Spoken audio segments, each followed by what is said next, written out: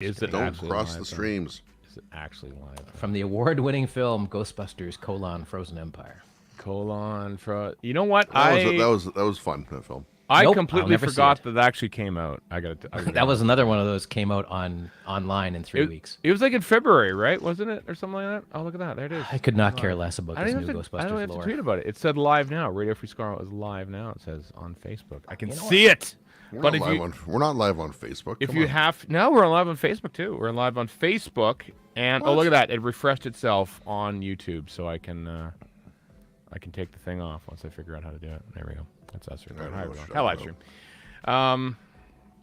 We can go to three things here on StreamYard. We can go to Facebook and YouTube, and I sent it to Twitch, but nobody knows that we have a Twitch account, so we had literally. I mean, I didn't know until you told me right now. I know. And Instagram is tough. It's like there's a code you have to do. Don't bother. Yeah, it's just a weird thing, so I don't bother with that. So. Are you telling me a Meta product sucks? Which is also Facebook. It's also Facebook. Yeah. But don't you? I was actually went down a rabbit hole looking for the metaverse ads about how great the metaverse is going to be because it makes me laugh, and they still make me laugh because they were stupid at the time and they're stupid now. Yeah. Hi everyone. Hi. Hello. This is where we read the comments and stuff like this.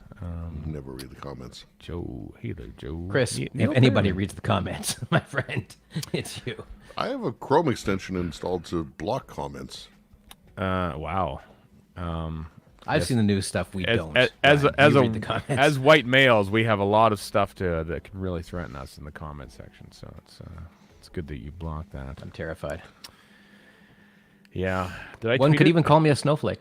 I think I tweeted it. I'm still calling it Twitter. Because I don't have Blue Sky on my iPad because I have to log in, and I don't like logging in because I'm lazy. So, anyway, So set up a passkey if it supports it. I don't care enough to do that, though, Chris. That's the problem. Yeah. I have to go to the Blue Sky app. And this is the thing. There's no actual iPad app for Blue Sky. Which is dumb. There's still no iPad app for Instagram. That is idiotic. That is ridiculous. They're probably doing it on purpose if there isn't one now. They are. But it's, oh, yeah. It's just like, I can't think of a better thing to have an Instagram app on. Yeah. Mm-hmm. I miss it when iPads first came out and people were like, bringing their iPads out to take pictures and stuff. I don't. That was idiotic. It was dumb. That's why I loved it. Oh, all right. Well, fair enough. There was no dancing. Will you do some? Yes. Here it is. There we go. There we go. Should have got one dancing for you there. Must be cold in that room. I mean, the 33 seconds of Shooty Gatwa dancing here is more screen time than he had in this episode. So that's true. I'll just enjoy this. Here we are. There he is, dancing along. Why do I get the impression you this is your routine before you go to bed at night or something? Oh, he stole it from me. No, just you watching Shooty dance. Oh, I thought you meant me doing this dance. Shooty. Shooty, yeah. We gotta. Well, no, don't like Shooty, like like Shooty. Shooty, yeah, Shooty. Okay. Practice done. I won't ever screw it up. I'm sure. Yeah, that's right. Wearing. I feel like what do we got here? 53 people in there. Now we're like mid. We got the mid-season lull now. You're mid, as the kids say nowadays. You're a mid-season lull. Yeah. There was no. Well, we're back on Saturday. We'll be back on Saturday for the next while. I think that Sunday was an anomaly for what it's worth. So we won't. No stats today. No stats today. Thank God. Sorry. No stats. Because we don't care. BBC doesn't care either.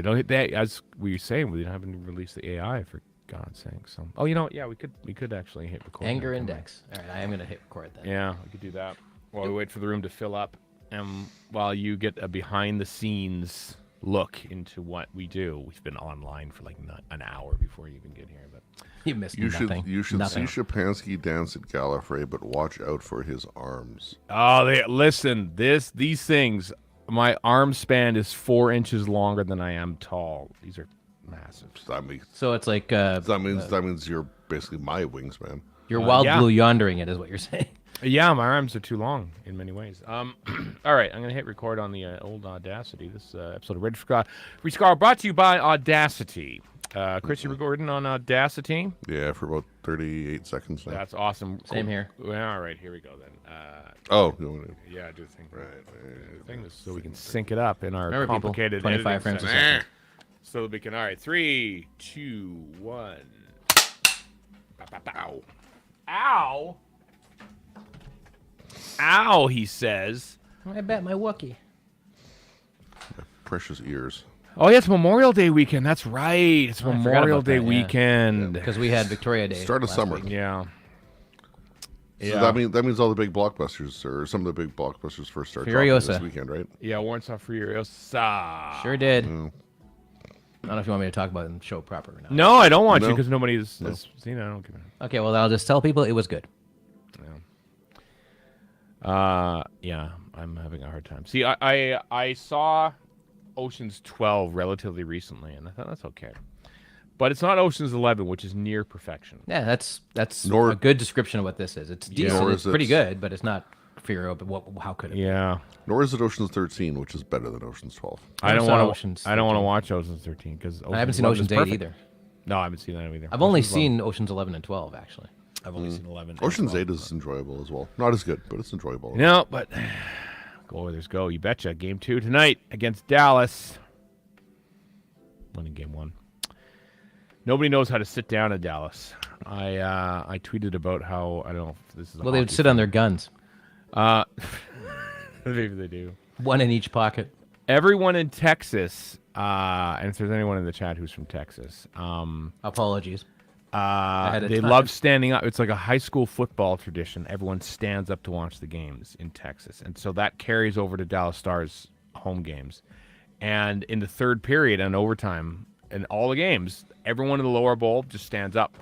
And the camera angle, the main follow camera angle, is so low that you can't see anything within 20 feet of the boards because everyone's standing up in front of it. It's terrible. And it's been that way for 15 years, and they haven't fixed the main camera follow. Well, there's one thing Americans, particularly Texans, love is being told what to do. They love it. Things are bigger in Texas. Not like Canada, where we do actually love being told what to do. You ever been to Texas, Warren? I've been in San Antonio, yes. I've been to the airport in Houston, where there's a I've also statue been of there. George. I have been H. there, yeah. Walker Bush. You'd be throwing surprised his to learn. jacket over his shoulder. I've seen that very statue. You'd be surprised to learn the security guys there are jerks. No, San not Antonio is Houston. very weird. Because I was there with a bunch of Canadians from Alberta, and we were all like, "This is just like it." Literally feels like Alberta. Like other than Right. the big religious or gun show sign, and I'm not Yeah. making that up. Billboards, which are everywhere. Other than that, you might as well be in Edmonton. Like, there's a point where we're driving this rodeo, which, Right. you know, in of itself is pretty funny. And all the Albertans are looking out, and you're seeing, like, some car up on blocks and dogs running around. I'm like, that is Leduc. That is going to the airport on the way to Leduc. Yeah. Like, past Leduc, that is, I mean, not now because it's all industrial stuff, but like Alberta. It's uncanny how weird it is. I love the three of us are the only ones who ever get the Edmonton references, but the chat is just filling up with Yeah, with people who couldn't care with less. Texas. Nor should they. Everyone knows Texas. No one knows. Come on, you know what I mean? Nisku, right? Yeah, Nisku. Taking Of that course, pass. good old Nisku. You know, but the city, where's the city Come champion on. sign, You which know is what not I over there. mean? Anyway, for Everyone Canadians, gets stopped at that four-way stop by Beaumont. Everyone. It's just for the like, Edmontonians who've been not to Texas, Texas, Beaumont, Nexus, Edmonton. Yeah. I guarantee you, it is very similar. It Yeah. feels very, very similar. Yeah, it does. You know, honestly, But that's the only place I've ever been in Texas. Yeah. Other than Houston Airport, I've never been to Austin, which I'd like to see because apparently it's fairly liberal. I gotta be honest with you kids. I sometimes I like delaying us actually starting an episode because I just enjoy reading the comments so much. It's just like, yeah, we can wait a few more minutes. I'm having fun. Do we have to talk about Doctor Who? Can we just talk I'm about? from Texas. Keep insulting us. Yeah, We can't deserve we it. just talk about Texas and airports and stuff like that? Isn't that? I have nothing against individual Texans who I am friends with. Yeah, I know I Texans. have something against your governor and various right-wing maniacs, but that's Well. not you people. No. Blame governments, not people. Ted Cruz, who's from Calgary, let's be honest. Yeah, here. I know. He's the worst of both. If I ever meet worlds, him, I'm isn't just he? going to refer to him as Calgary and not stop.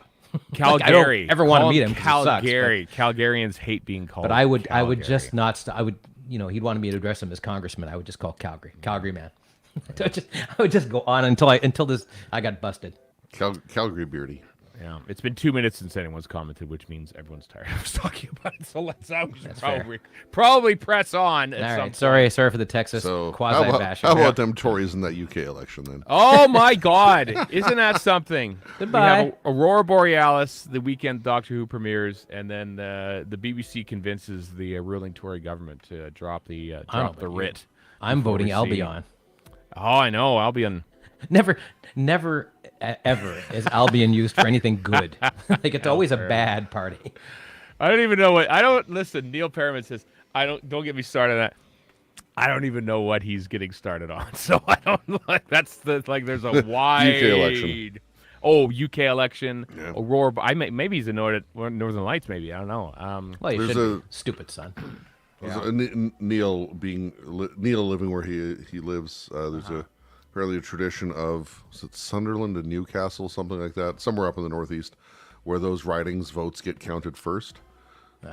So that means Neil can go to bed earlier than many. Oh, nice. I agree with commenter John Smith. Rishi in the Rain was funny. I saw Bethany Black comment. She said, "I've been a comedian for a long time, and I know that look. That's the I'm bombing, but I got to get through this look." And absolutely right. Oh, they hate him because he's been appearing with signs with exit in the background, and there's one that was on Getty Images where he was in between two words and said moron on either side of him, and it's they hate him. They hate him. It's I am bent in the thick of it. It's just I have got to give the British people credit. Nobody dunks like they do. They are so good at dunking on politicians. They're way better than Canadians for sure, and Americans too, I think. Yeah, and I think it's going to be a bloodbath, which is why I'm looking forward to the election coverage, because the elections are coming up in Canada and the U.S. are going to be terrible. So, and the great thing is it usually happens around lunchtime for us, so I can just sit there probably on a work day. I know. What's going on in England? So great. Time to watch BBC.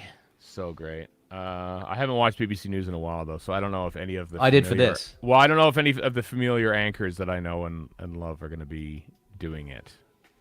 Bibbleby? What's his name? I was waiting for that. Is that his name? I can't remember. John Jeremy somebody. Paxman? Is Jeremy Paxman I think Paxman's still there? Yeah, I think Paxman's there. I could be... Brits, please correct me. Yeah. All right. I was watching Sky News on YouTube. I'm like, wait, what the hell am I doing? I pay for BBC. Yeah, the BBC, man. The BBC. They've all left. Oh, what's the point then? What's the point? What about Alan Partridge? Not what's her name, the Acadian, whose name escapes me, but she has that cool accent. The Acadian? Yeah, there's an Acadian reporter for BBC. No way. Yeah. And I can't remember her name for some reason. Yeah. Shall we do this? Shall we record a podcast? I feel look at that. We've even lost 10 viewers, so well done us. Well, you're right. So let's do that. Let's turn off the music. There we go. There we are. Look at that. Chris is going to take a sip of coffee. His hard drive having backed up and having unmounted said hard drive. I should close my audio door. There Close we go. your audio door, Warren. It's very important that we do a podcast. I've got Disney Plus open here so that I can have it along for 49 minutes. I'm not sure if that counts the international voice credits on it, but all right. Are we ready, kids? Are we ready for this? 46 something Is without. It? Okay. Well, here we go then. Here we go. 3, 2, 1. Hello, everyone. Welcome to Radio Free Skaro, episode number 962. I'm Stephen in Edmonton.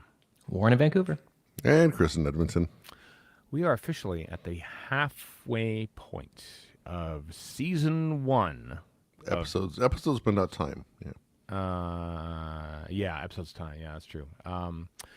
Which is somewhat shocking and alarming, but here we are. This is the way of TV these days. 8-episode seasons. You asked for this. I did ask for it. Yep. And that's what we'll be doing. We'll be talking today about the episode called, as I scramble for my thing, 73 yards. There we go. Which, as I reasoned before, is the longest ever field goal attempt in Super Bowl history. That's not actually true. But it could be. You could have fooled me. It could have fooled me. Bless my soul. It's how much yarn was needed for Tom Baker's scarf. That actually feels Cat will correct us in the chat, but that feels low. I call that insta lore. Is. Yeah. Just created lore. Yeah. I'll tell you what. I mean, usually I throw to either of you to kick us off. If you'll allow me, I think I'd like to maybe start go for off with an opening statement of some sort. Because I want to talk about. I do want to talk about a story where the companion encounters a seemingly harmless and charming cultural artifact, accidentally changes history and erases the Doctor from her timeline. People run screaming from her for some reason.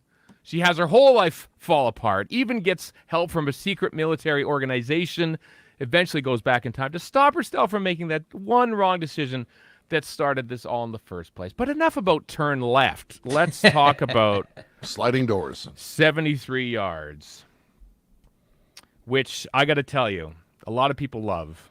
Mm-hmm. And I woke up at 5:30 this morning thinking about still how much it annoyed me. Oh, wow. Okay. We're going to have a differences of opinion here.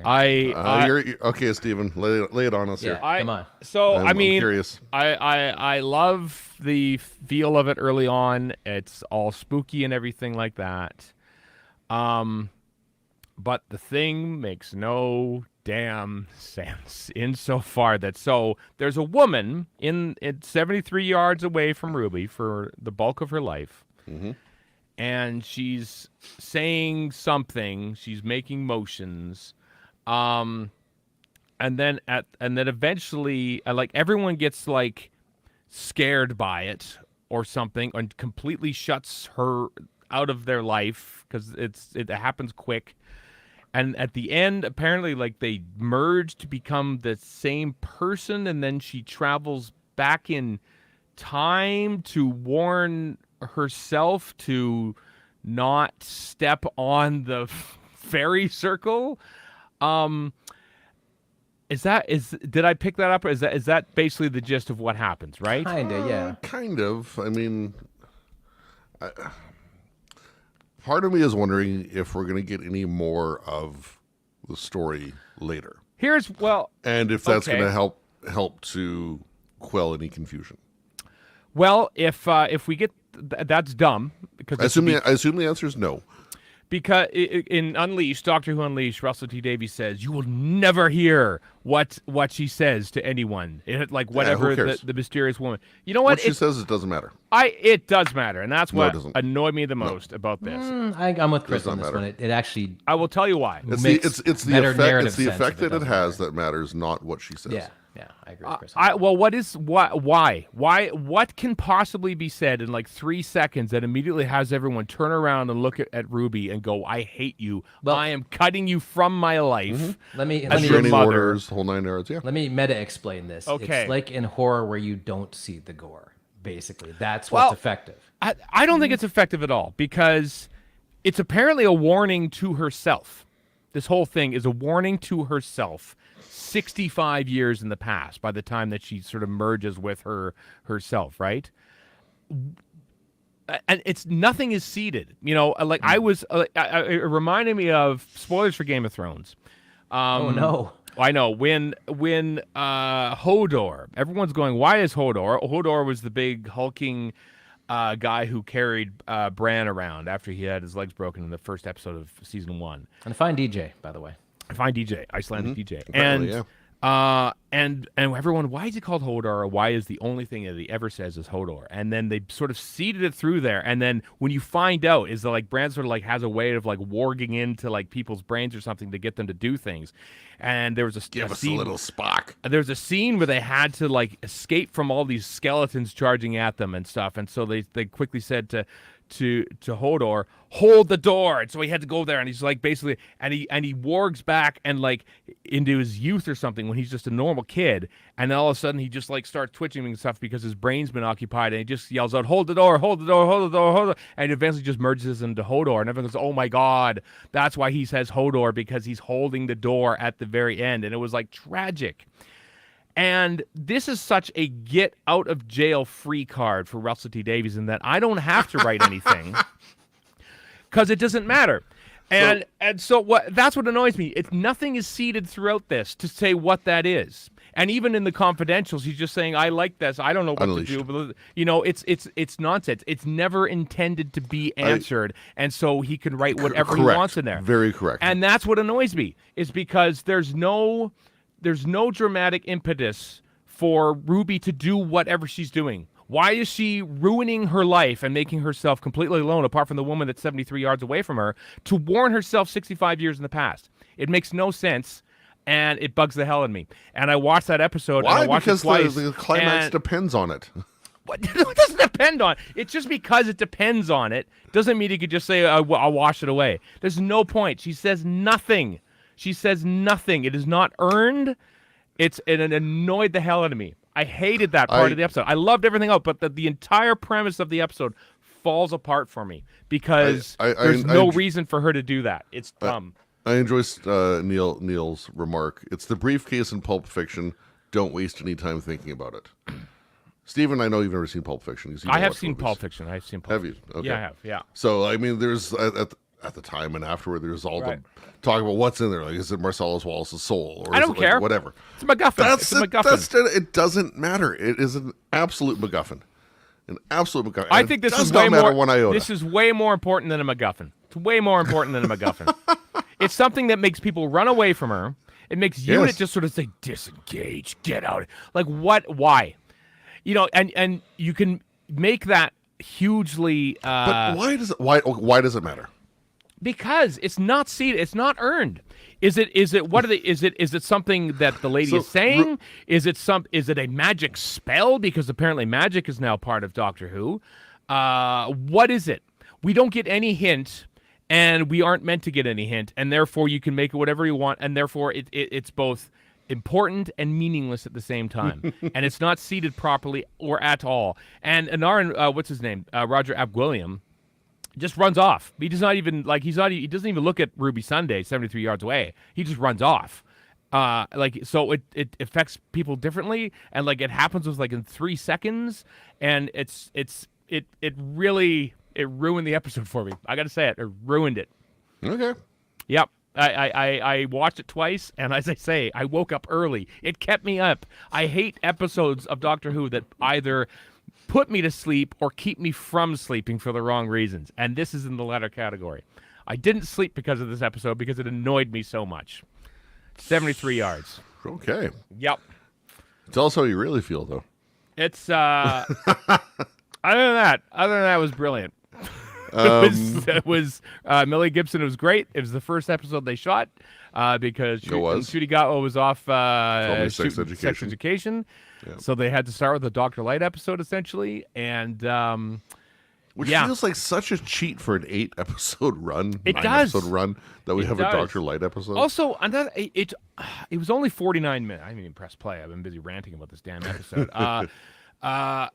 And it didn't breathe enough. I also felt like we just zipped through, the aspects of her life, and I didn't feel like we really got to know who Ap Gwilliam was, just because the Doctor mentioned him in the first scene, and then we never really see him after that. Chekhov's prime minister. Yeah, and we just sort of see him in the background. Oh, I guess you want to launch nukes and everything, and we see 2 things, and then there's there's sexual abuse alluded to as well. And that's how we guess we really know he's a monster, and then he's out. And I don't really get the idea that we knew him that much. And of course, it reminds me a lot of Turn Left. I feel like this is something we've already more or less done. In the end, this episode meant nothing because at the end they just hit the reset button and we're done. So we basically had a meaningless episode of Doctor Who. Technically, so did Turn Left. I know, exactly. Which I love. I think Turn Left's great. But I think it's great, but it is in the long run completely meaningless because nothing happens. Anyway, I've hogged the floor enough. I feel like I'm one of few people who actually do not like this episode and what they did with it. So I yield my time to you two who quite clearly enjoyed it a lot more than I do. Well, neither of us have said that. I've been silent this whole time to let you rant. Yeah. So.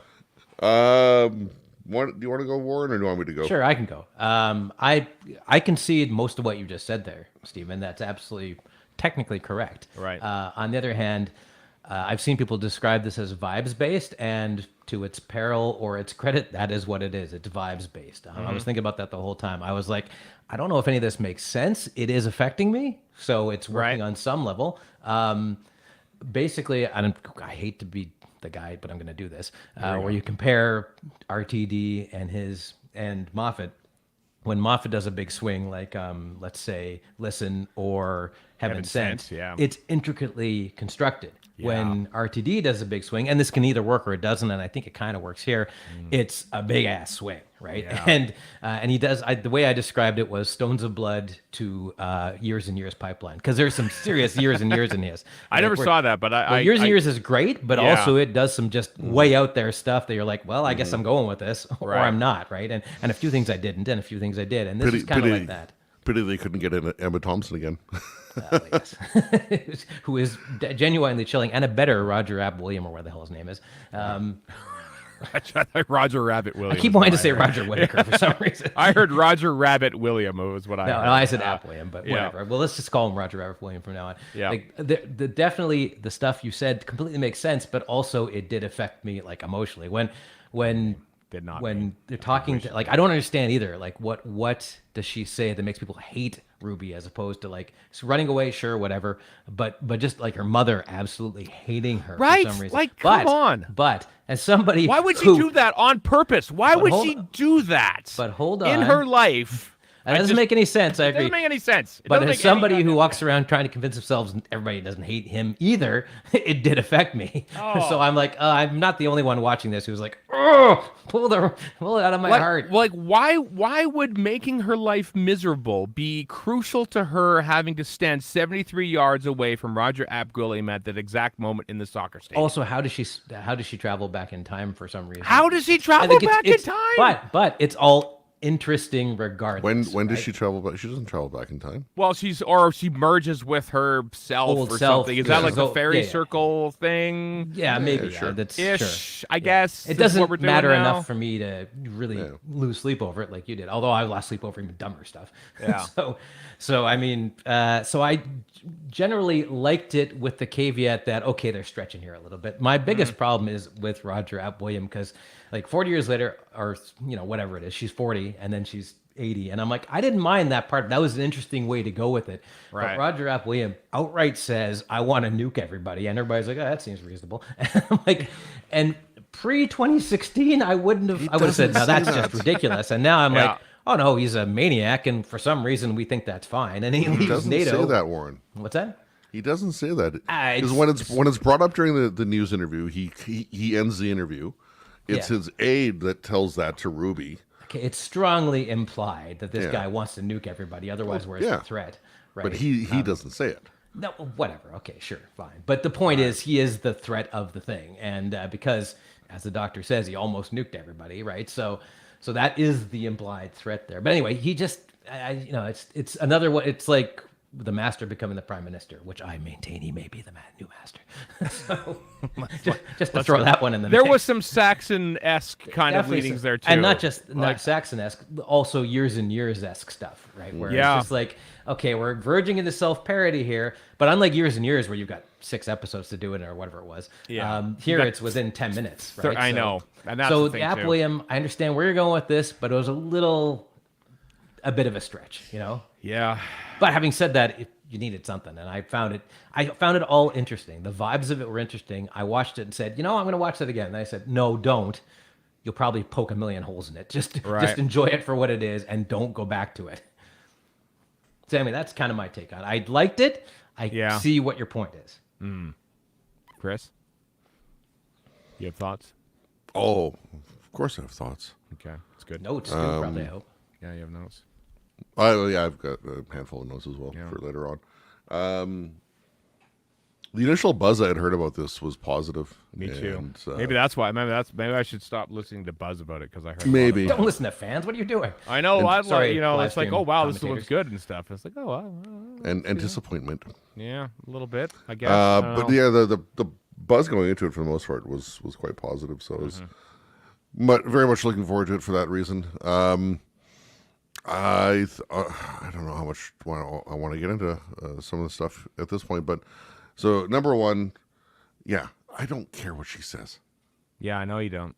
I do. I don't care what she. I It's don't again, either it's at the end. It bugs me a it's- little, but yeah. It's the effect, it's the impact. The action is irrelevant.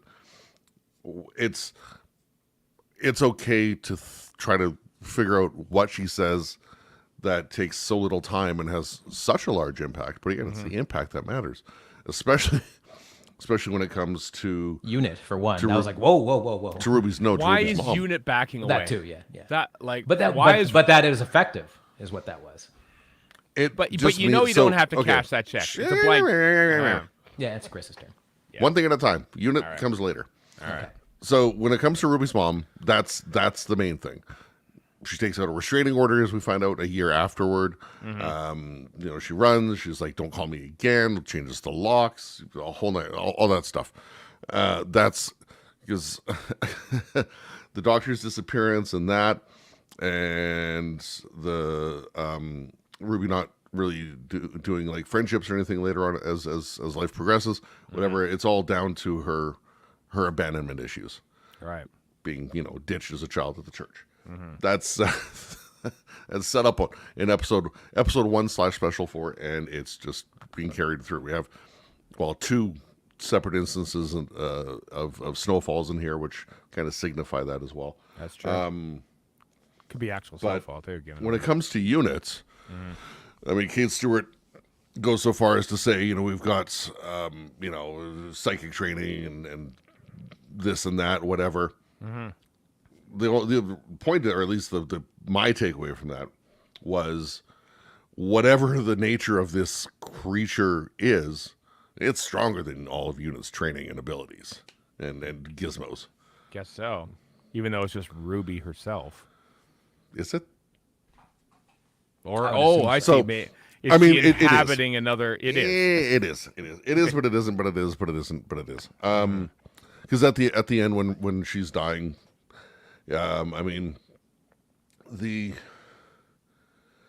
that's the first and only time we see the apparition, whatever, the woman. That's the first and only time we see them closer than 73 yards. Possibly because her room isn't going to be 73 yards long. Right. But so that's kind of signifies the end game, I guess. But yeah, it is a little ambiguous. Like, was it Ruby all along? Was it not Ruby? Is it this now merged thing that went back to give Ruby the warning so the Doctor doesn't step in the fairy circle? I'm okay with that. Really? I don't have to know every last detail. No. What? Good. What happened to Chris? Good storytelling can leave a lot to the imagination. Listen Right. does the same thing. Listen does a lot of that. Listen And we all better than. jizz Yeah, over I would Listen. say you're right. It does look better. Listen does it better than, let's say, Extremist, another episode that I felt really let down on, which also took sort of a big swing from Stephen Moffat. I get a similar reaction to Extremist that I did to this, just like Okay. Yeah. let down by. And similarly, I didn't really hate Extremists, but a I certain love it core either. element of it. And then also, don't forget that when they're at the restaurant, Kate Stewart says, I didn't take the exact line down, but something about this timeline being tied to Ruby's. This being suspended or something like that. Yeah, it was That was a So move your it's- arms are longer comment. It's Yeah. like, where'd that So came out of like, nowhere? and probably means something. is Kate cognizant that this is all something that's not going to exist eventually, or Yeah, that seems like something they're going to seed for later. maybe? I mean, we know from the trailer, from the big trailer, that Unit's coming back with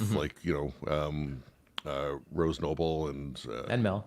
Mel and whoever Mel else. and yeah. I was I was half expecting to see Mel somewhere in the cadre of Unit folks in this. just even if it's just like a background shot of Bonnie. Just Right. looking at Ruby, just disgusted. yeah. On the whole, so I'm choosing to decide that the woman was Ruby all the time.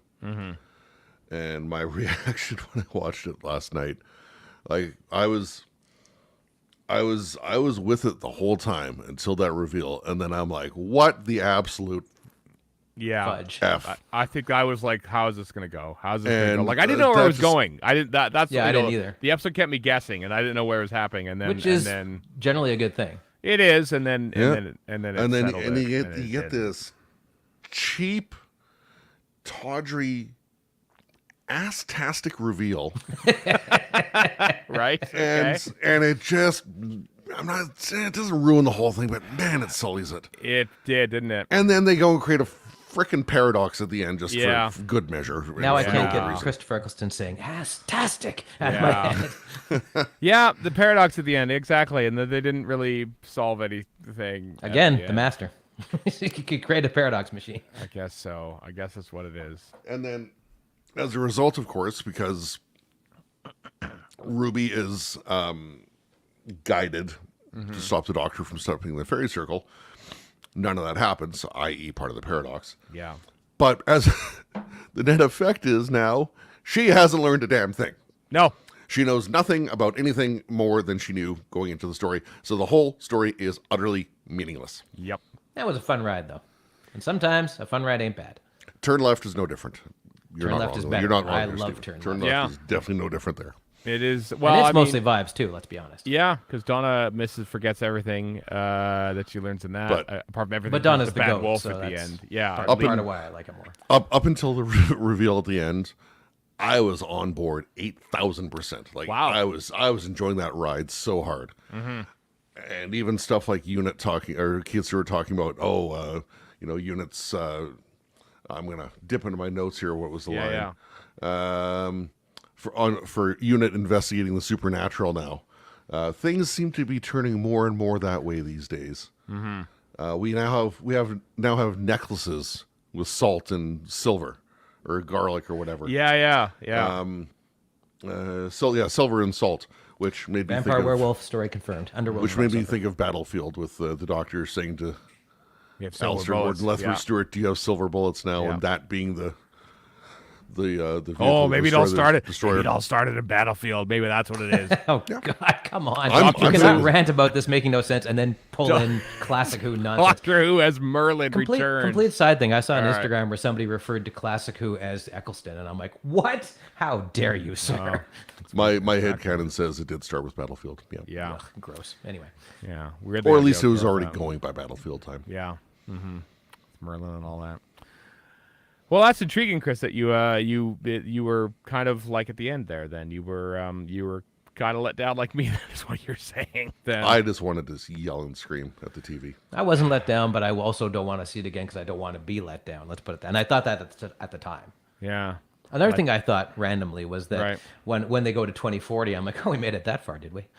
And then we get to 2080 or whatever it is. I'm Yeah, like, I know. I'm buying this even less. I don't buy that we don't nuke ourselves earlier. Yeah. Also, somebody said in the comment, and I thought Well, the there same was thing while I there was was watching the sorry to Sorry, go jump in. There was the comment about the 2031 whatever Russian.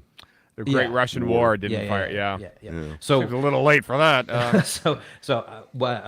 Somebody said in the comments, and I thought this at the time while watching it. Basically, they were saying something along the lines of, "I'm going to buy nukes off Pakistan." I'm like, but it's England.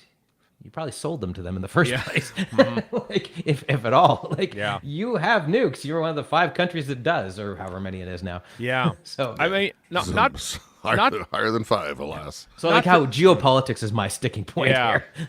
Well, that's also your wheelhouse, dude. That's true. not to compare it to past showrunners, or not even past showrunners, but past writers and stuff like that. The one thing I love about Blink is that the Doctor is apparently like speaking gibberish on a VHS or DVD extra or DVD. something like that. DVD, And only at the end of the episode do we find out that it's actually one half of a conversation that's about to happen. That is perfect scening. That is how you seed in a weird, like seemingly odd person just sort of randomly talking into the conversation. And I wish that whatever motion she was doing, she was actually doing something. But it's nonsense. If you watch Unleash, it's just nonsense. She's just saying, "I love that." Let's talk about the House Martins. Well, I'm blank anyway. Yeah, I mean, that's just what annoys me. So it's just, Moffat's better at this. He but- is. But RTD is better at pulling you in emotionally with this stuff, I think. I That's guess. fair. I That's guess so. Yeah, maybe. There were seeds of this that I think could have been really good, and it was just left ambiguous because they could, and they didn't know how to get out of it. You know what's great So about it? No musical number. It's true. That's true. And the Susan twist came earlier on.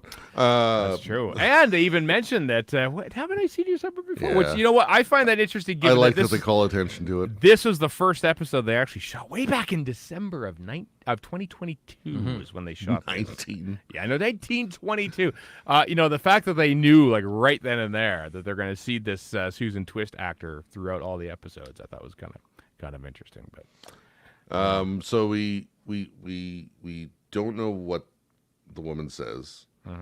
We don't know, strictly speaking, why people react the way they react. We don't know why they can't photograph the woman. that too, yeah, can't photograph her. They also don't even say why it's 73 yards. Don't even say why it's 73 yards. Why is it 73 yards? Because that's just the optimum. RTD says it's the optimum part where you could stand and like recognize that someone's there, but not actually see who they are. I guess that is why it was. Maybe called maybe it ties 73 into yards. the Kate Stewart's line about typical person's 20/20 vision and whatever. It's 73 yards. I guess. Okay. Apparently. Well, I'm screwed. Yeah, I know. 22 yards, maybe. Yeah. And the thing is that like when you see the Unleashed and the actor playing, who is not the old Ruby actor, it's a different actor entirely, and she's got like this black line of makeup. on I don't her understand what that face, was for. just to look more mysterious when they don't have to explain it. So that just completely ties in with everything in this whole episode. So. Yeah. So apart from the entire whole premise of the episode, I thought that was pretty good. Yes. I love the fake out with the pub where they're all being complete jerks to her just to be Yeah. complete jerks to her, which I found quite. That it happens organically. Like they're not they're not deciding in advance. They're not No. hush They're just whispers. like, and- let's screw with somebody who visited. Why the hell not? But Yeah. but the pub owner is still a jerk. well, it's like Sean. Consistently. It's like Sean Phillips' character says. It's just racism. Yeah. We're not that simple here in Wales. And the interesting thing is, all those characters, I kind of want to know more about all of them. So they're doing something right there. Right. Especially Yeah. the Did old you lady catch- with the beret or whatever it is. Yeah. Like, who's clearly like the town. That's writer Sean Phillips, or yeah. chronicler or I don't know I've if seen it's meant to be the same character or not. But the second time we go to the fairy circle and they don't step on it, did you notice that one of the like rest in peace type messages was for Joshua? Josh. did That wasn't not at the notice that. fairy circle. That was at the TARDIS. Oh, at the Right. TARDIS. Yes, Yes, yes. That was at Sorry. the TARDIS 65 years in the future. So clearly Josh dies at some point. Yeah. Well, they never But- even explain why the doctor isn't around. And like, so what is the deal with like I miss you, and Then he disappears. Mad Jack, rest in peace. Was that tying into the doctor disappearing? Is that like who wrote the message? Did Mad Jack die after he ran away?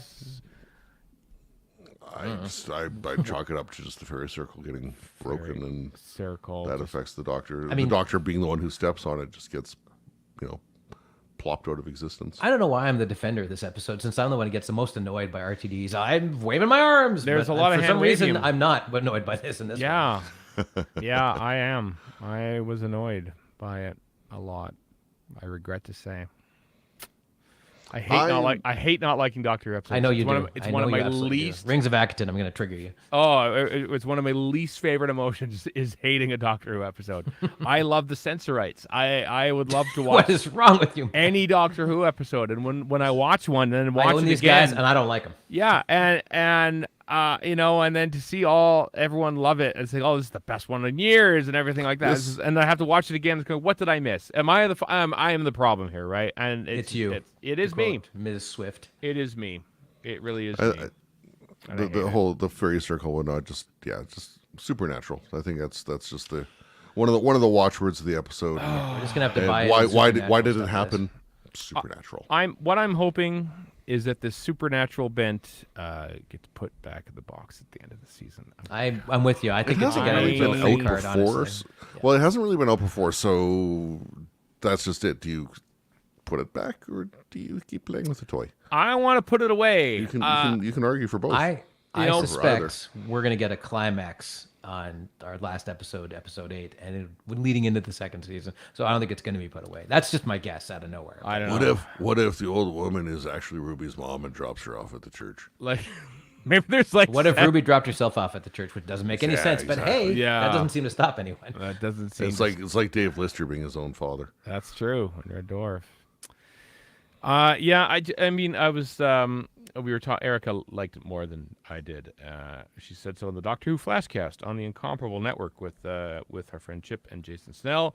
And we were talking about this episode in the car yet last night. And she was explaining about how, like, even in D&D, because she's a D&D aficionado, As am I. magic, even though it's magic, there are still rules and boundaries and Oh, yeah.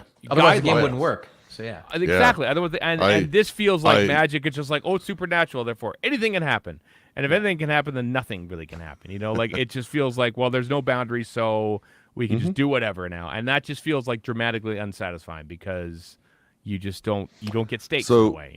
yesterday before watching Doctor Who, we were just eating supper and just killing some time because I didn't want to watch Doctor Who while eating. So I can understand. So I fire up Disney Plus and go to The Simpsons and put on the Stonecutters episode.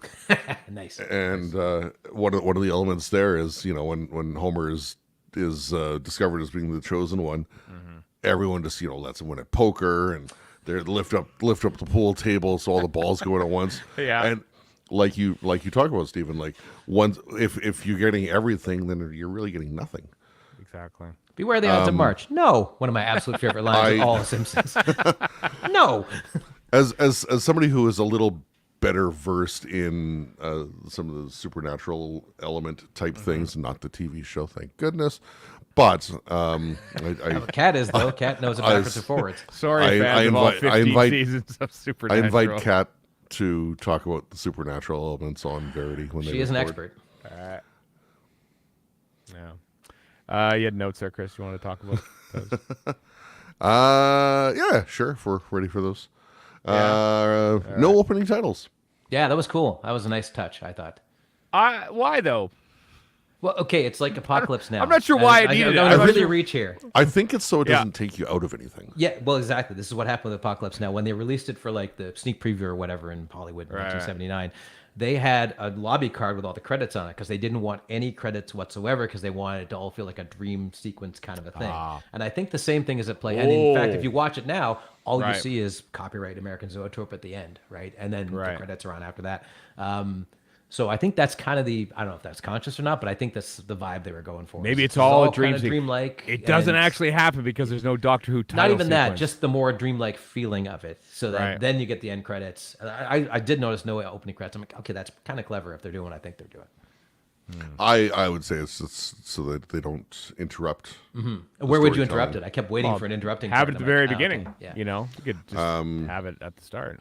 Yeah, but that's you going. I need to have my bookends. I know. I'm just like, is there a dramatic reason for it? I don't know if there was. I think there was. I think it's to keep the dreamlike weirdness of it going. And I didn't really make much for notes along this line, but I'm just going to bring it up now. Millie Gibson, what a performance! Yeah, she was Wow. great. She was really good in that. She So was amazing. like 18 when they literally like 18 or 19 when they shot She this. is punching so far above her Oh, weight yeah, and, she was and great. landing those punches. Like, imagine showing up. Hey, you're in Doctor Who now. You're the companion. However, day one, it's your show. So have at it. This is kind of like, not to keep bringing Turn Left into this, but when Donna, or sorry, why am I Tate. forgetting her name? Thank you. Catherine Tate. When she does Turn Left, you're like, and you know she could act, but Yeah. man, oh man, do you see her acting and everybody else around her, right? So this is kind of the same thing where you're like, it's just like, by the way, did you know this person really can act? Well, now you do though, know that. Yeah. Yeah, I thought she was really good. She was really great, actually, as older Ruby. Like her. I feel like Stephen Moffat probably had a note. Says, tell you what, can you put glasses on her? Was I probably the have note a that nit to Stephen pick. Moffat put on. Like, I noticed that women in glasses are also a thing that makes them look older and stuff like that. Well, and I have a that's- certain Oh, thing about And Moffat Stephen certainly Moffat has a certain has a thing. thing for that. And I've said it before, I agree with most of Mr. Moffat's choices, Yeah, I so just I wasn't that complaining was about this. that was Not that he actually had good anything to do with look. this, but I do have a nit to pick with the costume designer for her glasses when she's 40. They're too big for her face. I thought she played 40 well. Wasn't a entirely convincing 40, but she played 40 well. Yeah. That's Well, you don't- that's twice her age, by the way. Just More just than, make it yeah. feel- She was playing it well. I don't Yeah. think the actual I stuff know. they were doing to her Just to really make us feel convinced me. old. Yeah. She was playing someone twice. She was playing her character twice her age, and she's still 10 years younger than us. Oh, well. Here we are. And then on a related note, What's his name? The director dude, Dylan Holmes Williams. Dylan Holmes Williams. Yeah, Man, Williams. I know they have some great lenses, and I know they have some great cameras because they're using RA Alexas and whatnot. But right. But man, some of those landscapes for whales, Oh, so beautiful. I mean, that's whales doing half the work. I mean, probably. Yeah. I got to say though, I don't know if I liked the really close up shots from underneath the off kilter ones in the pub scene. I thought that was a little too far. I thought little on the nose. Okay, a little on the nose. I've got a little bit on that as well. Yeah. You know what else is on the nose? That sign. Welcome to Spooky Town.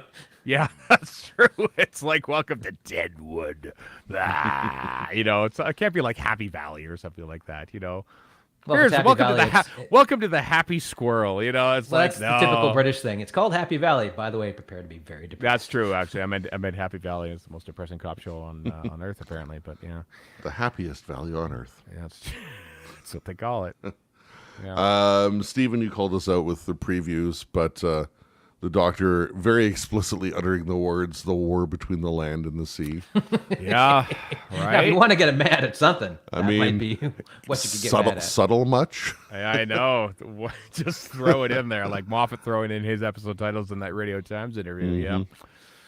Yeah, the war between the land and the sea. Of course, the potential spin-off. Sea Devil spin-off. Five episodes. 5 episodes. I think so. Sea Devil spin-off. It's reported by the Mirror. It's a 5-episode something that is in that production thing. Yeah. Will it be involved with magic? Will the Sea Devils get old and come back and start That could be it. Maybe the Sea Devils have been magic all along. Maybe that's what it is. I've also seen people complain about Shooty having different costumes every time, and I'm like, this is great. I love this. This is what humans do. He's got it. Yeah, it's like we don't all dress like The Simpsons. Like we wear different stuff week to week. Yeah, right? And he kind of dresses like Troughton in Fury from the Deep. Fury from the Deep. Yeah, and he's got an infinite closet. Why wouldn't he use it? Kind of reminded me of Sarah Jane Smith in Sontaran Experiment, actually. A little bit. Yeah, good point. Especially with the yellow color. Yeah, that was my first instinct. And like everything else in the world, he wears it incredibly well. Yeah. As Kat says in the chat, these costumes are the real Disney money. She's right. Like, yeah, we can go off to TJ Maxx and get Doctor Who some. TK Maxx TK Maxx, which is like Teenage Hero Mutant Turtles or whatever they call it. They called it something different due to violence. Yeah, Hero Not Ninja. Yep. Oh, really? All right, I'm going to move on. Yeah, sorry. Is this the first mention of the Doctor going for a pee? Yeah, it is. I'm pretty sure it is. I thought to myself, do Time Lords go pee? Have they moved beyond that? Oh, like we've gone from like we can't have a TARDIS cake, a birthday cake scene in, oddly enough, we're in the Stones of Blood, which you mentioned earlier. Yes. Because then we have to say what happens when the Doctor gets rid of his food. To now the Doctor goes behind the TARDIS to pee, apparently, according to. Can you imagine how stinky? As somebody who's walked through the odd Vancouver alley, that would be a smelly back of the TARDIS. Just like, where is the bathroom? Although I've got a friend who's like, you smell that? That's a real city. Yeah. He gets down on the cliff edge and see if he can get 73 yards. That's well done, Chris. Well done indeed. That's what it's called. We turned off the thumbs up things with we did that. But if there's ever been a time for it, that was it. That does deserve it. Yep. Distance. I'm getting a little ahead of myself with talking about the town because I have other stuff before that as well. But with the lead up and the trailer and all that, who expected like a clone of Countryside, Torchwood's Countryside? Oddly enough, the woman who's in the pub, who runs the pub, also was in Countryside. Oh, was enough. She? Yeah, apparently it was. I saw somebody tweet about that. I wonder if that's coincidence or not. That would be a hell of a thing. I bet you it is coincidence, yeah. I bet you it's somebody getting employed twice. Is it the same woman? No. Well, they're both in Wales. Can you imagine remember when MASH was a thing back? Did people do this with MASH? 10 years of a show and they would tie stuff in back and forth? Because an actor was in an earlier MASH and then a later MASH is somebody else. Well, it's the funny same person? Whenever Erica and I watched the episode of Midsummer Murders, and we look through IMDb to see where we recognize these actors from, it's a ritual for us. And then we often find in Midsummer Murders that like there is like one episode or one show that basically had 3 or 5 of the cast members of the Midsummer Murders also just happen to be in that same thing, and it's almost like with casting directors, okay, spin the wheel. Let's see which show we're gonna take the actors from this time. That's the one right there. That's, And it almost it's not a feel spinning of the wheel. It's casting directors Yeah. knowing who they want to hire because they worked on them with something this, else. That's this what it is. precise episode of It's definitely a part of it. Yeah. yeah. The location scouting, fantastic, whatnot. But the one lone bent tree, by where the TARDIS lands, especially when it's used as a framing device, it's just pretty. I wonder if that is that's got to be maybe a prop tree because it's I wouldn't be surprised. Perfect. I wouldn't. Honestly, though, it'd be a little too perfect, and again, the only one there as well. That Welsh coast, though, man, I honestly thought this has got to be fake. I wouldn't be surprised if that's isn't. Parkland or something they can't really screw with, right? So they'd have to add a prop tree and then get rid of it. That's true. I love that the brief shot of them on the train is actually them on the train. They had 90 seconds to load all their equipment on at a train stop because the trains wait for no one in Britain, and if they show up at all. Yeah, if they show up at all, which they did on time. And then they actually hired a Western though. Yeah, they actually hired 2 cars, one for the crew and then one for the actual shot, and they for all of 20 seconds of it. That's Disney money too. Having 81 seconds of total screen time for the camp last week. That's Disney money right there, you know. But it looks good. It looks good. It made the shot, you know. I thought her looking out and the woman, future her or whatever. Yeah. Being that was really well done and effective. Where she's going on the train and you see just boom, boom, right. Boom. It really works. You know what's coming, but it still works. I suppose so. She's the Watcher, essentially. I mean, the Watcher made more sense. I wish there was a Nyssa voiceover, perhaps, at the end of the fairy circus. I thought of the Watcher at first too. I was like, oh, it's the Watcher. She was Ruby Sunday all the time. And then I scolded myself. That. Yeah. Well, this is going to be where we're going to get the meme of Clara's hand everywhere in Pyramids of Mars. That'll be this. Her holding the suit text. Meme creators, get on this if Yeah. they haven't already. I found it interesting that Ruby talks about how she wouldn't get on a plane because she doesn't know what would happen to the woman. Yeah. Would the woman die? Would she die? It's a bit of a head. This is just me talking. I wouldn't be dating. I would not with that albatross around my neck. I would not be dating. To the best of our knowledge, she only goes out with 3 guys the rest of her life, and the third one being a longer term relationship that we see anyway. That we see. Yeah. What we got here? So one of the snowfalls is when Ruby is heading to the town. So after the doctor is gone, Ruby recognizing Susan Twist as the hiker along the way. Yeah. Talked about that a little bit already. We did already. Yeah, we did. I have no idea how to pronounce Welsh, but Pren Marua or whatever. The pub translates to the Dead Wood. Only Ian McShane was in this episode. And swearing up a storm. Yeah, that would have been a good reference. Of Lovejoy fame, of course, not of Deadwood, but anyway. Sure. And John Wick. Oh, is he in John Wick? Oh yeah, he's quite. He's good also in in Sexy Beast too. Yeah, he's great in that. He's great in Sexy Beast. That's also in American Gods. Sure. He wasn't.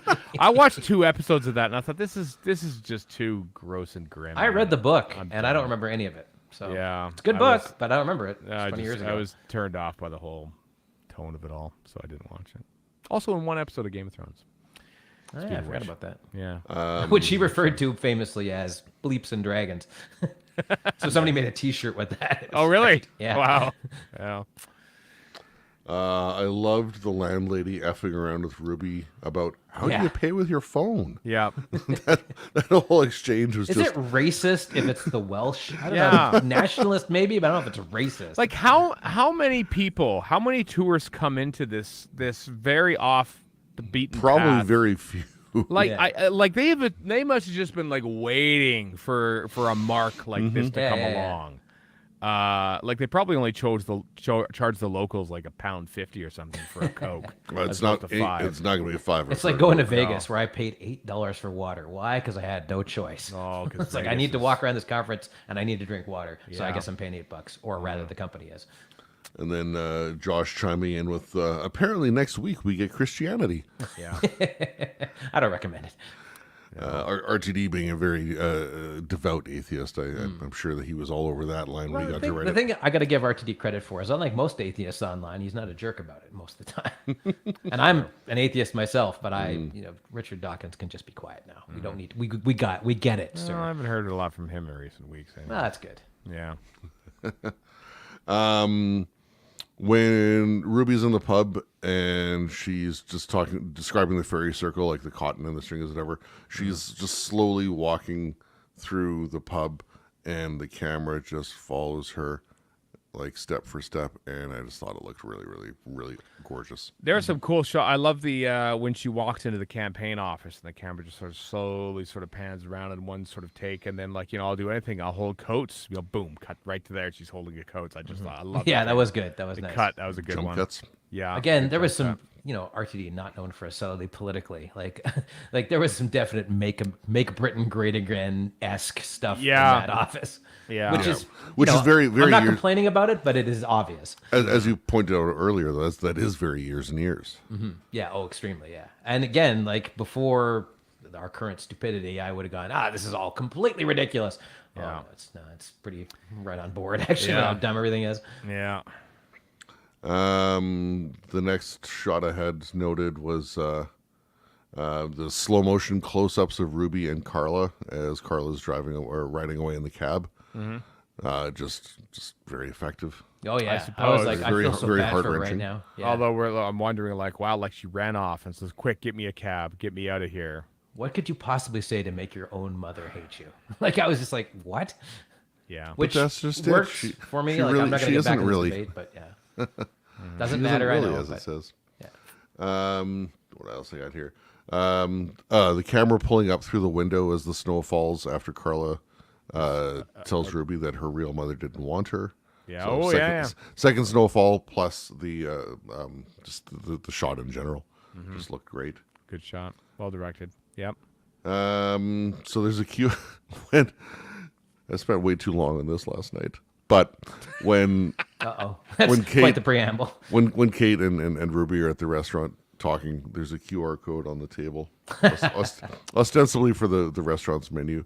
Man, I tried scanning that 8 ways from Sunday. Yeah, I saw and people- just could not. No, I saw that someone tried that and no, didn't do it. I don't think it was a complete QR code because it just wouldn't even register as one on the phone. Yeah. And then the last thing I had for my notes was just I really liked Ruby's long game to get rid of Roger Ap-William. It's like because she plays that game for years and years and years and years with Years and years, you say. years and years and years. So, but between the time that she signs up and the time that she walks the 73 yards down the football pitch to have the woman talk to Ap-William. This is the moment where she knows it can happen. Yeah. It was all leading up to, or once she figured out some stuff anyway, it was all leading up to She knew that she had to do something with Roger Ap-William once she saw him on the TV. And I when she's talking to the boyfriend dude in the bar restaurant whatever, Right. and she's leaving, she's like, I'm going to save the world. I'm like, yeah, nice. yeah. And then she does. I have Yes, three she does. small things, three small tangential things. One, Sure. I know what she says. She says looms. She says looms. That makes everybody angry. She says whatever the guy on the street who's lying on the street in the video for Radiohead's Just says. Yes, which I that just makes- watched before this. That and makes everyone lie down does, after he finally tells them. Yeah. Um, Or perhaps I think what she actually says is that she knows the funniest joke in the world, and that anyone who listens to it will die laughing. maybe. Monty But they don't die Python. laughing. They just take off. My other two Monty things are Python unleashed. throwback there for you, but yeah. I love it Unleashed that the woman who rented out the pub or got paid for it or whatever takes the time on a nationally broadcast or at least iPlayer broadcast show to talk smack about her hometown. I was like, beautiful. That's exactly what I would do. That's Welsh. That's Welsh. That's like if somebody shot in Edmonton or something like that. Exactly. Well, Or any small town. That's very small town behavior. And the other thing, I was of two minds when they showed the director trying to get those two photographers to get out of the shot. Oh I was my like, God. On the one hand, I totally get where the director's coming from. On the other hand, I have been not that guy, but I've been in similar as a person who has to take photographs of stuff as a journalist. And when somebody comes up and tells me I can't do something, and I'm in a public place. You're gonna do it. You're It's gonna happened sit to there. me. It's happened to Yep. me. It's a guy who's taking a picture of a building, which I'm on a sidewalk. I'm perfectly Right. within my rights to do. And Yeah. some security guard came up and said, "You have to delete those." I'm like, "Well, I'm just gonna take more of them then." And they all sucked, by the way. Yeah. But Warren, I was just to be spiteful. I did it. Speaking of supernatural, I remember you telling me, Warren, like whenever in Vancouver they'd be like blocking off a city block to do some Oh, yeah. shooting or something like that. It's just you would just like, nope, Karen, right? That was more fringe than anything Fringe, else, and I would yeah. make a point of looking through the camera. Fringe. Some PA was yelling, "Do not look at the camera." I'm like, "Oh, that sounds like whoa. a dare to me, my friend." I heard, look at the camera is what I heard. Yeah, exactly. Do not look. I mean, who are you're a PA? First of all, sir. Yeah. Even in the realm of film, you are low down the ladder. Way low. Yeah. Anyway, so that's my little bits there. Of right. Unleashed Glee. Unleashed was a lot of fun, especially since it's the first one he was in. First one. Stefan Powell. Well, they did. Certainly, they Powell. did Church on Ruby Road. No, maybe they didn't. When did they shoot Church on Ruby Road? Was that after this as well? Yes. It was. Yeah. Wow, like first day on. So he's talking about people milling behind him. He hasn't met them yet, but you've seen stuff where he has. Which is Yeah.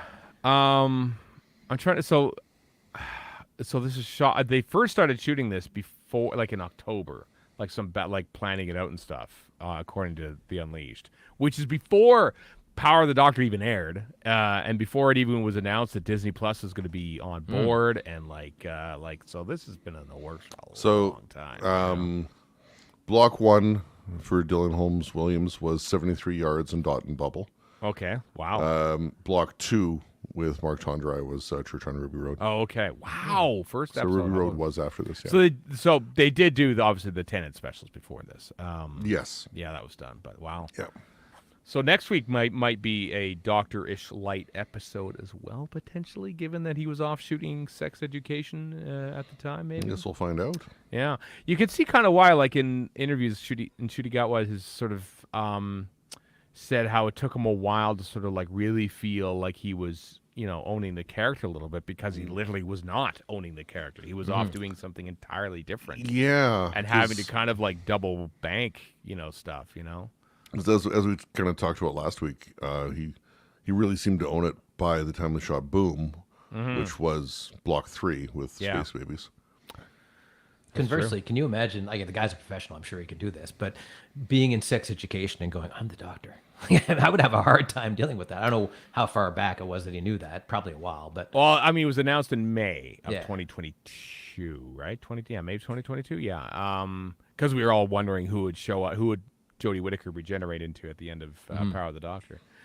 So we knew by then. So he knew it was out there already, And then I think they immediately shot stuff like right after. I think they basically shot his scenes, I think, in The Giggle, like right after they announced him, basically. I think is how it kind of worked. I think it's how it worked. Wasn't that July when they shot? Or is it July? It was July. That's right. It was July. It was July in 2022. Yeah, that's right. Yeah. Okay. Yeah. That's true. 'Cause I seem to remember that's when all the stuff about like just Tate being seen with filming and yeah. And all that nonsense. Yeah. Well, the episode's just ending here now on my. But I did press play a little later because I was busy mid-rant. But I'm Our glad tradition continues. I'm glad a lot of longer than the show. Well, no, because I pressed play later. I'm glad a lot of you liked it. Maybe I'll come around to it, but I don't know if I will. I still don't like Girl in the Fireplace. You know what I like better? 15 This years better than since that. Devil's What's that? Chord.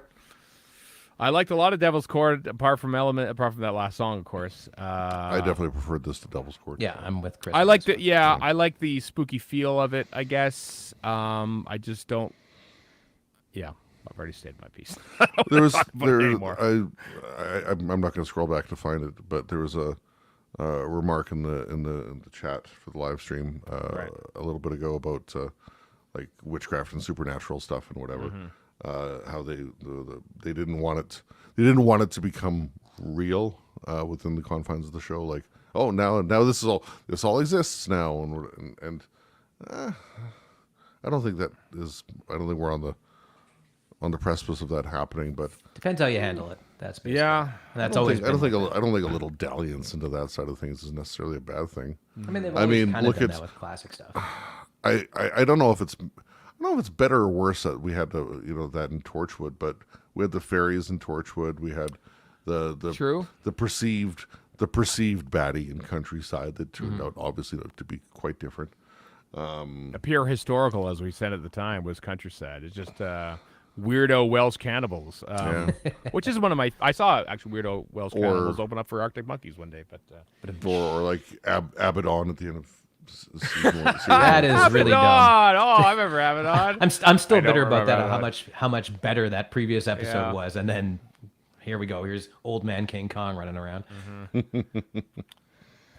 Yeah. Anybody ever watch Renegade Now? By the way, it's the No. one thing Not that yet. is always There were always recommended. You whenever might like The Mandalorian. credits, Oh, you don't say, Disney The Plus, credits thank you. rank. Renegade Now is always up there. Part of me Okay. just wants to watch Renegade Now just to get it out of the way so that they can suggest something. No, else it's to me. then he'll go further down the rabbit hole to be some No, other that's true. historical. Yeah. Well, you might Which want may to not you be might bad, want to who watch it knows? closer to the Regency episode. Maybe I don't know. Like I want to watch the French Connection. Why don't you put up the French Connection right after that? Disney, if you're going to suggest things to me, know me better. We had a pre-show rant about this. And by the way, people, if I haven't said this before, I probably have. Amazon is a gold mine of old crap. All of it from 2024, according to their algorithm. Even some, there's even some good old BBC stuff on Yeah, Amazon. but there's like if you like old movies, like there's so much good 70s stuff on there. You got to dig for it, but it's there. My favorite. And then your algorithm becomes here's some more 70s crap. Yeah, my favorite area, about 47:15. Now the international voice credits have popped up there. So, is that it then? Are we putting? so, yeah. Are we punting on 73 yards, so to speak? Next 73 week, yard Dot and punt's a Bubble. pretty good punt. Yeah, Dot and Bubble is next week. Yeah, we'll talk It was about very that colorful. later on. But I was getting smile vibes off it. yeah, I don't know what to expect from that one. Although I've heard good things about Dot and Bubble now too, so I'm thinking, oh well, this is gonna suck. Although maybe not. Yeah, well, before everything kicked off, we had a couple folks we know, I'm not going to name names, obviously, Oh, boy. who had seen stuff Right. prior to BBC broadcast and whatever, Right. and gave rundowns of their thoughts. And now I'm curious to go back and see what they said about Spoiler-free 73 rundowns. yards. So yeah. Yeah. Spoiler free, yes, but Yeah, spoiler free. but I was curious to go back and see what they thought of 73 yards at this point. If they Yeah. were more of a Stephen or more of a Warren. I definitely did enjoy it. Yes, I've said it line. before. Bottom line, overall, definite enjoyment. Absolutely, Right. yes. But it's not problem free. But you're not wrong. But also, this is again I'm supposedly the contrarian, but no, things have shifted. Yeah, it's magic, Warren. Somebody stepped on a fairy circle, and now everything's different. And now you like things, and Chris and I are the ones that didn't like an episode of Doctor Who. And There's plenty I wow. don't like. I'm just not as vocal about it. I don't Not in know. this, but I don't know if Eric is going to be on the recording of Verity for this one or not. No, I don't know if she's Kat is either, for that matter. Right. But I'll not talk about their opinions. no, tell you what though, maybe I'll go back into Doctor Who magazine and read about what their preview of 73 Yards had to say. A new issue is out. They preview actually 4, 5, 6, and 7 in this one. Including Rogues and Renegades, which is on the cover. Boy, everyone's looking forward to that one. The Regency episode with Jonathan Groff, and she got one in Regency gear. I love Goes how- all Bridgerton. snobby and shooty looks like here. He's just like, no, quite so. Ew. Yes, that's a good way to put it. He just Yeah. that picture looks like he's saying, ew. Yeah, a lot of people are looking forward to that one. Anyway, there's a lot of good stuff in there. Simon Gary is writing a lot for Doctor Who magazine these days, which is good for him. Good for him. Every time a new issue of Doctor Who magazine comes out, I look at Simon's blog, and like he'll always post about like if he's done a podcast interview or written this, written that, done Doctor Who magazine articles, whatever. Right. And invariably there's this is what I did in this month's Doctor Who magazine. Yeah, good for him. Good. Prolific writer, that man. I like his writing. I like that. No, I miss that they don't do what's the thing at the end? I forget the name of it. It was very much in keeping with the Who Graphica stuff. Sufficient data. Sufficient data is what it's called. Basically, an infographic, one-page infographic at the end of each page. They don't do that anymore because basically he's been writing so much of this. So, but it's pretty cool. Simon Guerrier stuff in Doctor Who magazine. So. Whether or not he writes something in the next special edition of Doctor Who magazine is unclear. That's the Print the Legend, all about Doctor Who Target novelization. The complete story of Doctor Who novelizations with a free CD audiobook. Probably the CD audiobook won't come with the PDF version, is what I'm thinking. It's tough to compress. I a CD suspect into you're it. probably right. Yeah. Yeah, but that's coming out June 6th. You know what else is coming, Chris? Warren, less so for you because you don't care about this sort of thing. Next month, so almost like a week, less than 2 weeks. Fingers crossed. We're gonna get season 20 in this country. Can you believe it? Season 20 is still coming out June 4th. But I don't expect BBC Shop to get it to me in any reason. I know. I am like, I ordered it from the BBC Shop like literally like 3 British prime ministers ago. It feels like at this point. So and soon to be 4. Only a week ago. Only a week ago, like literally in like I don't know, My money's on the lettuce. By a the way. year ago. I literally Sunak, ordered it more a like year soon to be ago. gone. Yeah, and it's still it's June 4th. It says it right there, and I even got an email from the Amazon people that the expected shipping date for the Celestial Toy Maker is June 11th. That's actually a thing that's in You stone. So never said anything more old mash. I got a message from the Amazon. from the Amazon people. And yeah, so that's exciting. So within like we haven't had like a physical release in like months. Daleks in Color, I guess, came out. But then like in the space of like 8 days, we're probably hopefully gonna get a Doctor Who season 20 When's 15 set. supposed to be coming out? I asked this every July July. 9th. July the 9th. Because I Same forgot I as ordered it, but Henry I did in Parker from February, Tripods. so. Yeah. That's yeah, but Amazon still hasn't put out a release date for that. So like I think I need to soon. buy a Blu-ray player because I think the disc drive in my Xbox One is not properly functional. Oh no. 'Cause I still haven't watched season 9. Still haven't watched season 2. I started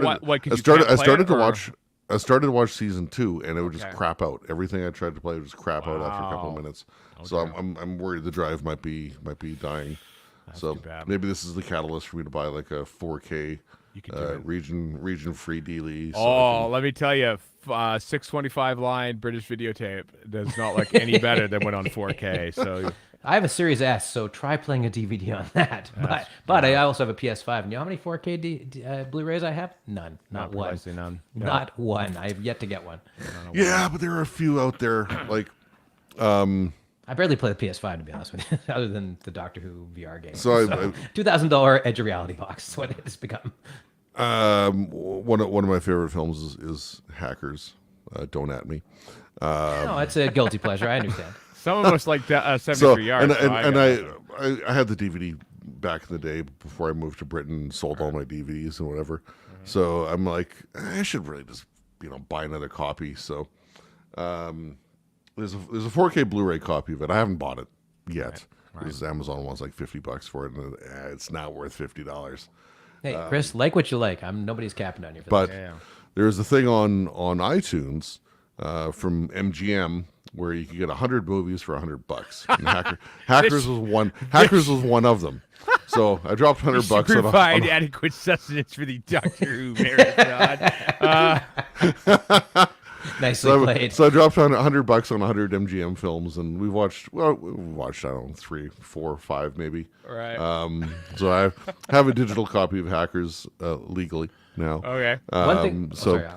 Chris? One of the first things I'll probably buy if I get a 4K Blu-ray player is Hackers, and then I think it's already out by now, but Trainspotting had a 4K Blu-ray release. Yeah, I did. I saw that. I greatly covet.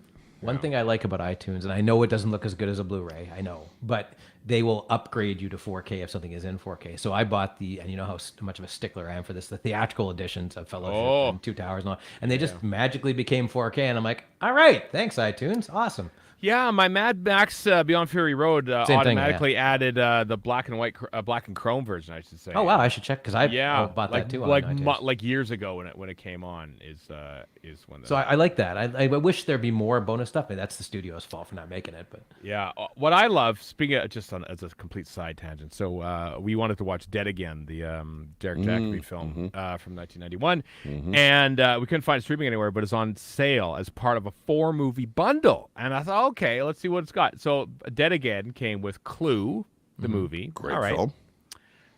Murder on the Orient Express, the original one from 1974. Nice. Yeah, Albert Finney. nice. Nice. And Narc. Which I Which barely version? remember. with like Ray Liotta and like Jason Nah. Patrick. I knew those guys were in it, but I don't remember Like, anything else. I might have even seen it, but I don't remember anything about where it. did you get that to put in Narc? That makes about as We much. own it. That's what that is. It's like, I guess so. That's like the opposite of zombie IP, which you sent me a thing about, where they just like, well, we own yeah. the mastermind, The the Parker rights Brothers game, to so now Narc. here's a movie about it. So that's Gotta kind of that. It's like, yeah. we got to sell Narc somewhere. Just throw it in here. R.I.P. Ray Liotta. Yeah. Anyway, hey, let's talk about just on the official Doctor Who. $35. For what? Clue, Murder on the Orient Express, Dead Again, and Narc. Yeah, Pretty why good not? deal, actually. Yeah. How much do they want? It's $5 for Dead Again on its own. Is it really? Oh, That's that what it must- says here. that Buy must have changed. $4.99, rent $4.99. There's nothing old people do more than complain about how much something costs. All right. From their youth. I think- At the time, it was 15. At the time, it was 15. Okay, 15 is worthwhile then. And we yes. paid like maybe $20 for the whole thing or something like that. Yeah. Okay. Anyway. Well, there's That- a reason the that's- commentary that's- on the live that's stream more is dried worthwhile. up. It's because nobody cares about this but us. Right, exactly. Hey, over on the official Doctor Who YouTube page, today I learned that Chris Allen on Twitter is the one who instituted that way back when. Well done, Chris Allen. There is a great behind-the-scenes featurette on the LED effects with Billy Brooks from Pixamondo going through it. And it's cool because they actually move the police box away from it, and you can see the LED portion of the little screen, cutout kind of which thing, is yeah. the TARDIS control room, which is really cool. Yeah, I mentioned that last time because they have to figure out the parallax. Yeah, which is and kinda like it crazy. looks so good, and there were even shots like in the background of like fire that wasn't like actual live on set fire. That's Unreal Engine it's fire. Yeah. Really cool. Yeah, I mean there were a couple times like the skyline. I could kind of think it's a slight unreal, literally unreal aspect to it, but it's a fascinating little featurette. So links to the show notes, radiofreescar.com. I saw somebody online going, well, now movies are so easy to make because of Unreal Engine. I'm No. like, I have undownloaded and screwed around with Unreal Engine. They're no easier to make. Yeah, I can't. They're just come differently on. difficult. Very difficult. Very difficult. Like, and I'm vaguely familiar with this stuff, but I still was like, this seems like a lot of work I'm not going to put into it. Yeah. Hey, are you in the UK around June 21st? Well, you can go see the 2-part finale in cinemas in the UK, Legend of Ruby Sunday and Empire of Death. Legend of Ruby Sunday actually will actually drop on the week before, but Yeah. and it's at 11 p.m. so you can watch Legend of Ruby Sunday, and then literally you're not gonna get it early. You're gonna watch it basically At midnight. at midnight. So you can watch it in cinemas in the UK. Kind of cool if we could do that too. Yeah, we can't do I that. doubt it, but Disney Well, I mean, says no. Yeah. Yeah, I it's assume, kind of a throwback to Day of the Doctor, because when we got Day of the Doctor, it was not before the BBC broadcast. Like, it was when it started which was in awesome. cinemas 94 here countries dropped at the that same exact time. still my best cinema experience of all time. Yeah, me too. And I saw Star Wars when it came It's out. slightly weighted though because it's Doctor Who. Oh, of course it You is. know, Absolutely yeah. it is. But being I've never been in an audience more excited. I mean, Avengers Endgame's close, but even that's not the same thing as this. Like, yeah, I know you don't care about it, but I'm talking about a group of people in the theater very jazzed to be there. I know that's. But even so, Day of the Doctor was more that. I saw reaction videos after the fact of like when all the Avengers, spoilers for Avengers Endgame, all the Avengers turn up, and the theater's going crazy. It's fun to watch those reactions. And then like I was there opening night in Edmonton. It's like there was nothing like that. So my was my nothing tangent like is that. I was in opening night for Infinity War and Endgame, and Endgame was a lot more sedate in my theater. Yeah. Than but I wasn't there for like midnight or anything. But Infinity War, people were going bananas, like Really? absolutely, and it was great. And at one point, this guy's yelling when Captain America comes up and does something. He goes, "That's my boy!" And I was like, I could get mad about this. But no, I'm old enough to go, this guy's excited. It's your boy. That's cool. Yeah, that's all right. Like, whatever. Everybody's losing their minds. Like, it Shut was a up. lot of fun. You're ruining it for everybody else. Thor shows up, and the theater lost their minds. And it was Wow. a lot of fun to be there when that happened. I know you don't care. No. But it is. But it's like sports. This is my sports. That's true. That's true. That's your sports one. Yeah. And then until you got tired of it, but Yeah, but still, it's the same feeling that we're talking about here. that's true. Would you believe that Doctor Who has wrapped production on season 2, where RTD posted a photo of from the somewhat sedate-looking wrap party? I feel like Shooty and Millie are long gone. I feel like they left. I can't remember the actor's name who plays Clara, her mom in the show, but it was RTD and her in a selfie overlooking Cardiff Bay or something like that at the wrap party. So they Oh, officially Carla, Carla. not Time Clara. to start some Clara. rumors. Michelle Greenidge. Some there we go. production rumors with no basis in fact. Yeah. So obviously, so that happened like literally. Like RTD posted that this morning on the Saturday that we're recording this. So obviously Monday they will be rolling right into production of The War Between the Land and the Sea, the 5-part Sea Devil spinoff. I'm making that up, but maybe they are. We'll see. I know there's. Watch I know the there's. space next week. I suppose so. I know there are like casting calls and shootings, like maybe public shooting stuff in Wales, and that might mean anything. It might not be Doctor Who, of course, but it could be something in there. But some follow up on last week. So of course we mentioned in the InVision commentary for Boom, which is one of the greatest pieces of Doctor Who VAM ever created. Absolutely. Although the Unleashed is pretty good too. The Unleashed is pretty good too, but it has Stephen Moffat and Russell T Davies and producer Joel Collins in that. And Joel Collins mentions that he grew up and remembers a place called Pertwee's Burgers, and so people did some sleuthing on this and found that it wasn't Pertwee's Burgers per se; it was Pertwee's Takeaway. We talked about it last week, but then a photo of a newspaper article from back in the day. Was seen with, I think, Walter Randall and John Pertwee. Sure enough, wearing like their little diner hats and T-shirts with Pertwee's Takeaway logos on it. Well, our friend Graham Kibblewhite on his Redbubble store has taken that artwork on there and turned it into an actual artwork that you can buy on his Redbubble store in black, blue, and red. I was tempted. Colors. That you can put on a T-shirt and you can act just like. I love how Pertwee. Redbubble has very beautiful Walter people Randall. wearing very silly things. It is, yeah. So Stephen, I trust you've ordered one for Galley next year. I haven't yet because I hope to be slightly smaller. I'll be 50 next year. My main hope is to maybe lose a little weight before. I thought about it myself. And maybe I could wear a slimmer shirt then, but who knows? I thought about myself, but by that time, several memes will have passed that are more entertaining. It's Also, I'd rather create my own meme like I did last year. That's true. It is commitment to the bit though, and we applaud Graham for that. But links Yes, to the show absolutely. notes, Redbubble store. You get your own Pertwee's Takeaway shirt, which is quite frankly awesome.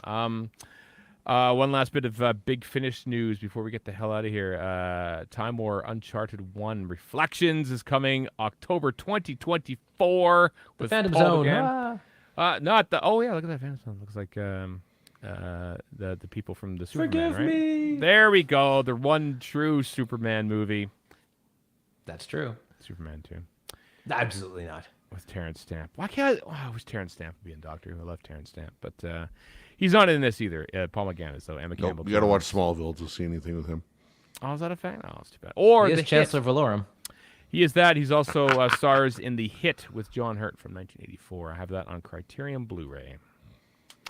Very first movie I dubbed way back in Movie Central, back when I started. I don't remember there what in the first one I dubbed 2000 was. Yeah, it was that. So off of 1-inch tape. So there you go.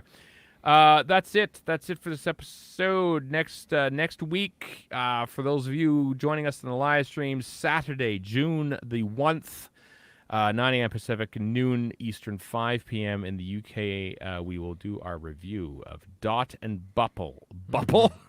Dot and Bubble. Dot and Tuttle. It's actually Brazil tie-in. Yeah. Episode 5 of season 1 of Doctor Who on Disney Plus. So we will speak to you then. Until next time, I am Stephen in Edmonton. Or in Vancouver. And Chris in Edmonton. So long for now. It's tough. There we go. Dot and Bubble. Dot Jeez. and Bubble. That was weird. Well, at least you didn't say dot and butthole. Yeah. There you go. Playing to the crowd here, Chris. Some body humor for Chris. What is this? 960? Yeah. 962. Thanks, live stream. Hope you enjoyed that. I hope we didn't dump on your favorite episode if you like that episode a lot. The royal we once again. You were the one dumping. I know. Going through like Google alerts and things like that, I saw so many things saying best episode ever, best episode in a decade, best episode or that far, whatever. Which So made me feel even worse as it's going along. Well, the difference is you care what people think. Well, I do. There's lots of love for it, and I'm happy to see that because Doctor Who deserves love. It could get canceled. Yeah, I'm happy people like the Devil's Court. I didn't, but people can free to like it. I mean, people liked it, man.